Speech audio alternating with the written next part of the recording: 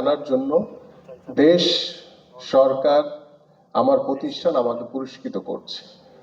এটির ভিতরে একটি যোগসূত্র রয়েছে, একটি আনন্দময় বিষয় রয়েছে, যে বিষয়টির জন্য কিন্তু আমাদের এত পরিশ্রম, এত কষ্ট, এত ত্যাগ, এত তিতিক্ষা সবকিছু।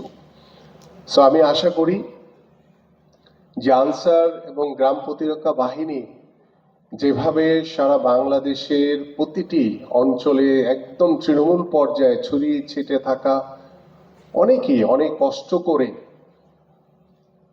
যারা দেশের জন্য, দেশের মানুষের জন্য নিরাপত্তা থেকে শুরু করে বিভিন্ন কার্যক্রমের সাথে জড়িত রয়েছেন, আমি সেই সকল মানুষগুলোকে স্মরণ করছি, সেই সকল মানুষগুলোর ত্যাগকে স্মরণ করছি, যারা আনসার এবং বিডিপিকে ধরে রেখে, এই প্রতিষ্ঠানকে ধরে রেখে বাংলাদেশের মানুষের নিরাপত্তা এবং সুরক্ষা নিশ্চিত করছে। এবং আজকে আপনাদের মধ্য থেকে যারা জাতীয় পর্যায়ে ক্রীড়াবিদ হিসেবে ইতিমধ্যে আমাদের বর্তমান সরকারের মাননীয় প্রধানমন্ত্রী যে খেলাধুলাকে পেশা হিসেবে প্রতিষ্ঠার লক্ষ্য নিয়ে পেশাগত স্বীকৃতি বাবদ যারা ক্রিয়া ভাতা ইতিমধ্যে আপনারা পাচ্ছেন, যারা ক্রিয়া কার্ড পেয়েছেন, এবং পর্যায়ক্রমে আমাদের দুজন এখানে আমাকে বলে গেলেন যে তারা এখনো অন্তর্ভুক্ত হননি। আমি আপনাদের কাছে আহ্বান করব যে ইনশাল্লাহ আমরা তো এখন 300 জনকে দিচ্ছি, আমরা ইনশাল্লাহ পর্যায়ক্রমে আরো 200 জনকে ইনক্লুডিং করব। সো আপনার যদি সেই ক্যাটাগরির ভিতরে আপনি ডেফিনেটলি থাকেন, অবশ্যই আপনি সেই ক্যাটাগরিতে অন্তর্ভুক্ত হবেন। এবং আমাদের নতুন করে স্পোর্টসের মাধ্যমে আমরা তৃণমূল থেকে ভবিষ্যতে আপনারা যেমন খেলোয়াড় গড়ছেন, খেলোয়াড় গড়ে দেখা যাচ্ছে যে আপনাদের কাছ থেকে বিভিন্ন প্রতিষ্ঠান, তারা বিভিন্ন বাহিনী তারা খেলোয়াড়দেরকে নিয়ে যাচ্ছেন, তারা ন্যাশনাল পর্যায়ে খেলছেন। তো আমার কাছে যেটি মনে হয় যে খেলোয়াড় তৈরিটা হচ্ছে সবচেয়ে গুরুত্বপূর্ণ একটা বিষয়। তো সেই জায়গায় আপনারা এগিয়ে আছেন, এই জন্য আমি মনে করি যে আপনাদের জন্য একটি জোরে একটি করতালি। এবং পাশাপাশি আমাদের নতুন করে স্পোর্টসের মাধ্যমে যেভাবে আমাদের মাননীয় প্রধানমন্ত্রী একদম তৃণমূল পর্যায় থেকে শুরু করে আমরা কিভাবে খেলোয়াড়দেরকে উঠিয়ে আনতে পারি, কিভাবে গ্রামে গঞ্জে একদম তৃণমূলে ছড়িয়ে ছিটিয়ে থাকা প্রতিভাবান যা খেলোয়াড়রা রয়েছে, তারা অনেক সময় খেলাধুলার সুযোগ পায় না, তারা খেলার সেই সুযোগটি তৈরি করে দিয়েছে নতুন করে স্পোর্টস। তো সেই নতুন করে স্পোর্টস ইতিমধ্যে আমাদের আঞ্চলিক পর্ব শেষ হয়েছে। আমরা এই জুলাইয়ের মোস্ট প্রবাবলি আমরা 18 তারিখ আমরা ফাইনাল রাউন্ড যেটি সেটি শুরু করে আমরা ইনশাআল্লাহ এই মাসের শেষেই আমাদের মাননীয় প্রধানমন্ত্রী যখন সময় দিবেন এই মাসের শেষে ইনশাআল্লাহ তখন আমরা ফাইনাল পর্বটি শেষ করব।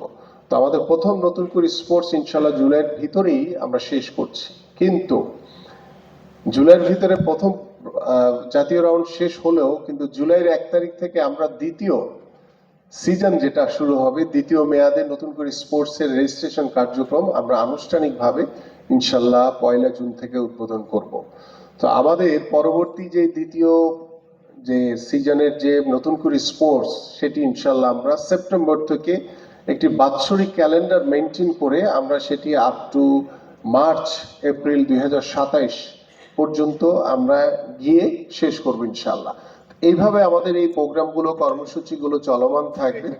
পাশাপাশি আপনারা জানেন যে আমাদের খেলাধুলার জন্য সবচেয়ে অন্যতম জায়গা হচ্ছে খেলার মাঠ।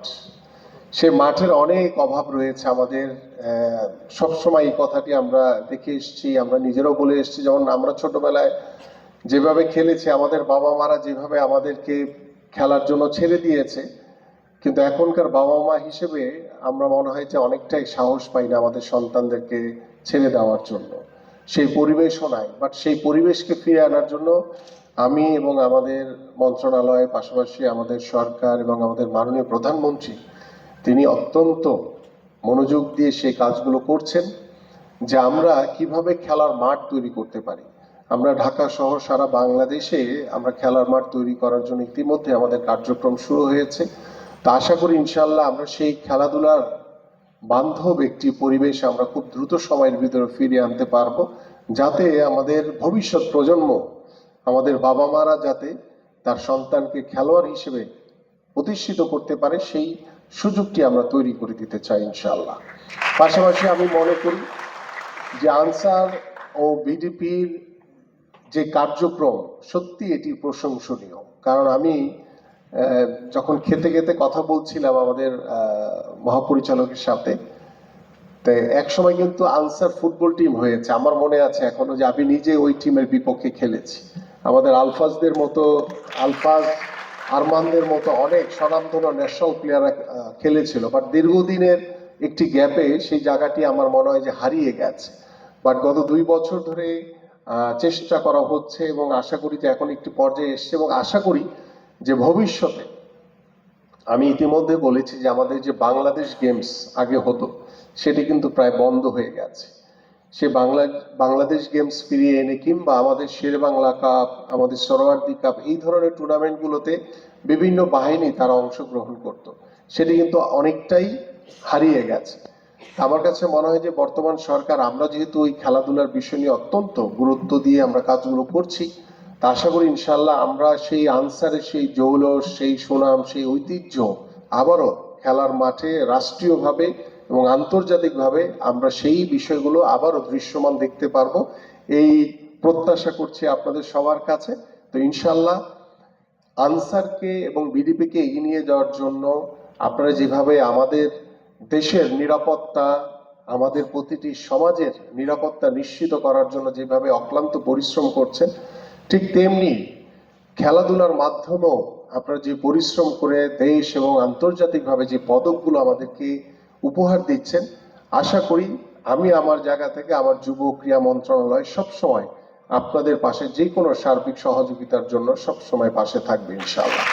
এবং আমি আশা করি যে খেলাধুলার মাধ্যমে আপনারা যে ডিসিপ্লিন, যে শৃঙ্খলাবদ্ধ হয়ে একটি সমাজকে গড়ে তোলার যে প্রত্যয় নিয়ে কাজ করছেন, আমি সেটিকেও সাধুবাদ জানাই। এবং পাশাপাশি আমার যারা আন্তর্জাতিক পর্যায়ে যারা ক্রীড়াবিদ যারা পুরস্কৃত হয়েছেন